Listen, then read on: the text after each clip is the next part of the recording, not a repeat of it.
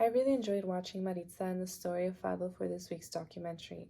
The main points stated were that this was a musical song that emerged in the 19th century and it stems from the Afro-Brazilian Fado dance that was very popular. Then it spread to Portugal and the poorer places of Lisbon around 1830, which was around the time that the Portuguese royal family, along with other Portuguese seeking asylum in Brazil, moved back to Portugal from Brazil.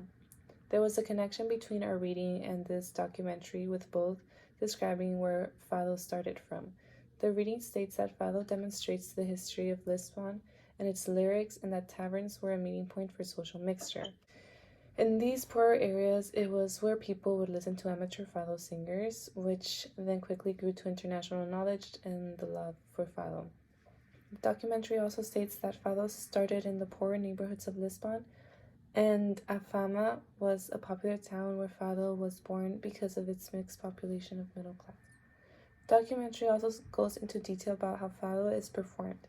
There is usually a Spanish guitar along with a guitarra portuguesa, which could sometimes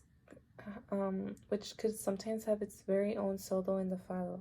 The guitarra portuguesa will start the Fado alone as an introduction, and once the voice starts singing, the guitarra portuguesa continues playing, following the rhythm of the voice.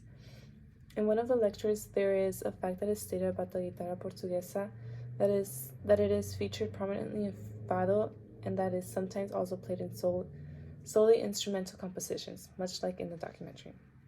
Lastly, I found interesting learning about Amalia and her very successful career. The documentary states that what contributed to her rise of fame were her humble beginnings, but also her magnificent voice. Maritza describes her singing like melismas, and that she paved the way to a new modern fado that became popular around the world. She was very loved and that was made obvious by the 3 days of mourning that Portugal enforced following her death, which marked the death of an era for fado as well.